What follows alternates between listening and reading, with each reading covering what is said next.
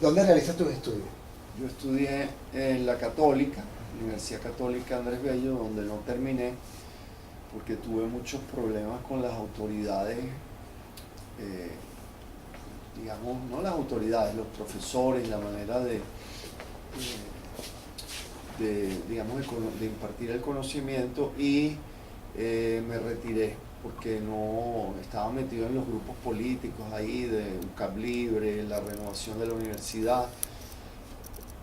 Tuve problemas con algunos profesores, problemas ideológicos, entonces me retiré de la universidad y me fui a terminar, a hacer la equivalencia y me fui a estudiar cine en Nueva York, en la Universidad de Nueva York. ¿Ahí qué estudiaste? Ahí estudié ¿Qué? cine y televisión 5 años y me gradué en el principio de los años 80 La Escuela de Arte, ¿no? De Nueva York. en la Escuela de Arte de NYU, New York University, que bueno, es una escuela de cine bastante conocida. Tuve la suerte de estudiar con el cineasta Chris Columbus, muy famoso en Hollywood hoy en día, de tener unos profesores muy importantes, George Stoney para el documental. También ahí estudió un año antes que yo el cineasta, bueno, ahí he estudiado muchos cineastas importantes, pero ay, se me va el nombre ahorita, bueno, un cineasta afroamericano muy importante. Estudió allí un año antes que mi persona y bueno, otros cineastas conocidos, editores que han salido de esa escuela, es muy conocida. Okay. ¿Qué comenzaste a realizar audiovisualmente hablando? Mira, yo empecé con el Super 8, cuando aquí existía el movimiento Super 8 que lideraba Julio Neri, Diego Risque, ese grupo, Ricardo Jabardo. Empecé a hacer Super 8 ya antes de haber estudiado en la escuela y de cine en Nueva York, y volví a Venezuela y realicé varios Super 8. Me acuerdo el primero se llamaba Macarel y estuvo en el Festival de Cine de Super 8. Luego volví, cuando ya estando en los Estados Unidos, hice 16 milímetros en la universidad. Hice una película que se llama Mediodía Lineal, que creo que está aquí en los archivos de la biblioteca, en la Cinemateca. Están los originales. Y digamos que luego empecé a hacer, ya cuando volví a Venezuela, 35 milímetros con El Embrujo, que fue el primer corto que hice, digamos, profesional, más allá del Super 8. Primer corto en gran formato, que fue El Embrujo, que fue en el año 81, que lo grabé y lo filmé en Caracas. Okay. Y esos días que estaba leyendo por ahí, que estuviste en Filipinas. Bueno, yo después del 80, antes de hacer, yo filmé esa película y me fui mucho tiempo a vivir a Hong Kong y Manila, porque allá conseguí un trabajo a través de una amiga en la universidad de Nueva York. Conseguí un trabajo para trabajar en el Centro de Cine de las Filipinas, organizando el archivo fílmico, algo un poco parecido a lo que hacen ustedes aquí, el archivo audiovisual. Y estuve allá 2 años trabajando en eso, viajando por China, por Asia, por Tailandia, en los años 80. Y luego volví aquí a trabajar un tiempo y me volví a ir después, al poco tiempo, a trabajar en África. Okay. Y trabajé allí con la televisora alemana ZDF. Y estuve de cámara. Sí, no, bueno, sí, primero asistente y luego camarógrafo, y estuve trabajando de corresponsal para ellos como por 5 años en varios conflictos africanos, Liberia, Somalia, el Congo, que se llamaba Zaire, ahí estuve destacado casi un año. En Liberia estuve en la guerra civil y un poco antes estuve en Somalia, estuve en Sudán. Entonces digamos que me moví en eso, en esos países a medida que me mandaban tareas y me iba de un lugar a otro. El medio cinematográfico, yo casi todas mis películas las he hecho en Venezuela con algunas coproducciones, pero casi todas se han desarrollado aquí. Bueno, era más difícil hacer documental. El aporte para el documental no estaba muy... No se conseguía dinero fácilmente para hacer documental. Las convocatorias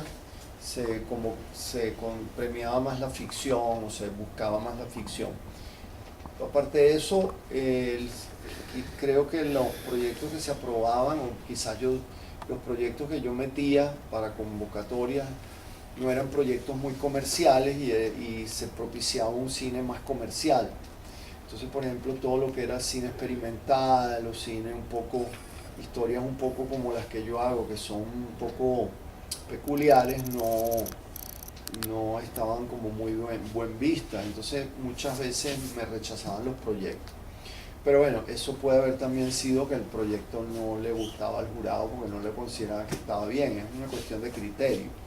Pero sí creo que se ha abierto mucho más a otro tipo de cine, al cine experimental, a posibilidades dentro del cine, y se salió un poco de ese callejón del cine social. Sí, a raíz de eso, por eso que tenía esta pregunta, todos tus proyectos presentados no han pasado la prueba del jurado, tuyos no eran devueltos, no enganchaban en el comité calificador del Senado, porque crees que eran rechazadas tus propuestas. En cambio, en el área documental corriste con mayor suerte. Fueron aceptados como María Leonza, dime otros que hayas hecho. El Rey del Galerón, Tíos, sobre los viejitos gay, bueno, Largo, María Leonza, Tíos, Santo Salvaje, El Santo Salvaje, sobre José Gregorio Hernández, documentales Carrao, mediometraje, El Rey del Galerón. El Rey del Galerón, Anselmo la Trampa de la Uña, Paco Vera, tantos otros.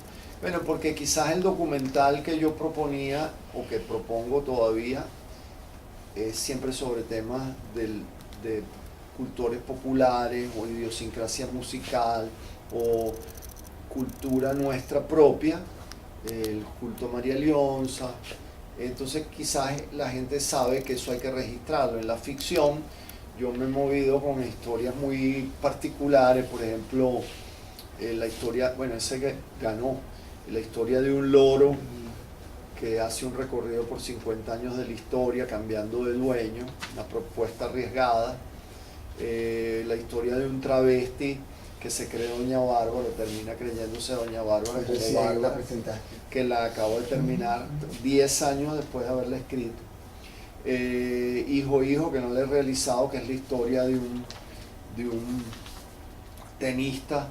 Es una trilogía Sí. que tiene Monstruo. Eso no, ese es un documental, Eso es, esa okay. es la trilogía documental. Estos son Vamos a proyectos de de ficción. Hijo es la historia de un tenista que vuelve a la patria porque viene a buscar la herencia de su madre, y hurgando entre los closets de las prendas y de los abrigos de la madre, de una mujer rica, de sociedad, se ve afectado por un hongo que crece en una de esas pieles, un hongo de una cueva que llegó ahí, y entonces empieza un cambio, una metamorfosis corporal muy extraña, y se va volviendo una mujer. Entonces, ese tipo de proyectos hace 20 años, 15 años, aquí no era el momento, o no sé. Por ejemplo, ahorita estoy con uno que se llama La Espada, que Está lindo Huaycaipuro.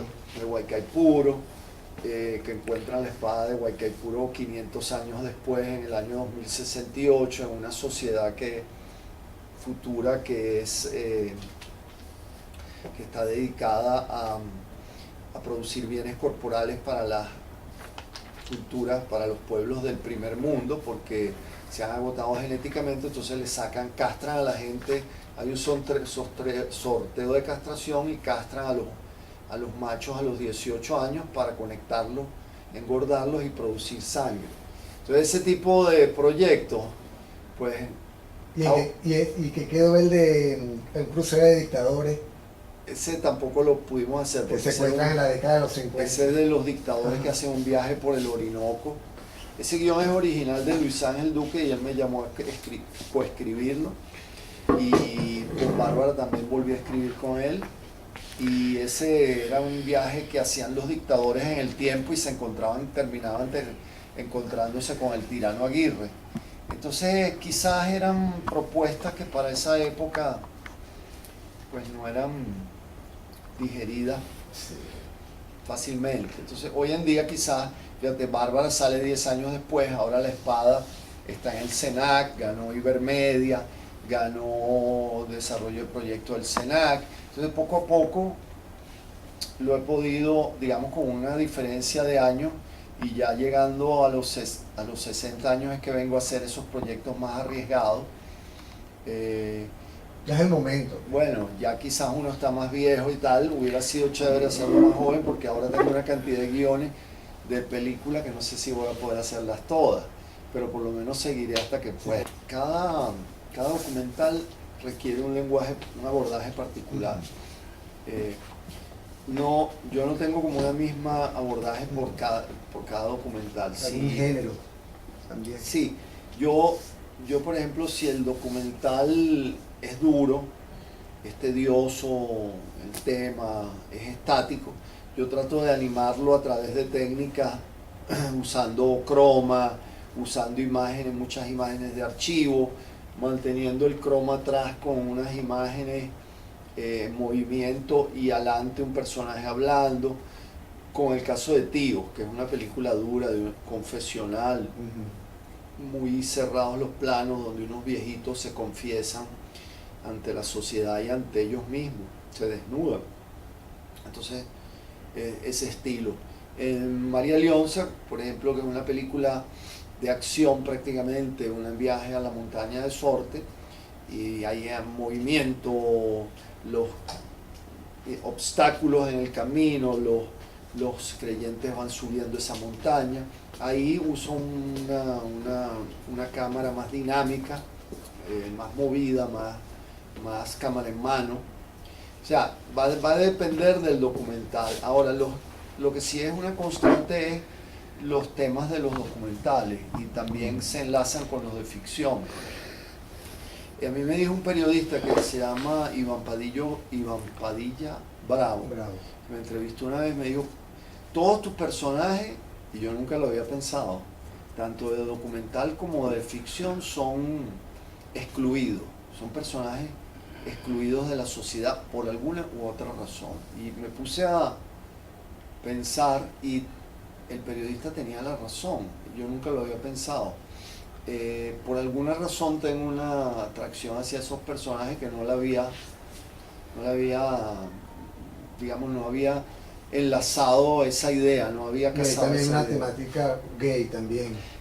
Porque también son excluidos. Ahí está, por ejemplo, los María Leonceros, el Carrao de Palmarito, que cantante llanero en decadencia, porque en una época que los cantantes llaneros estaban como muy abandonados.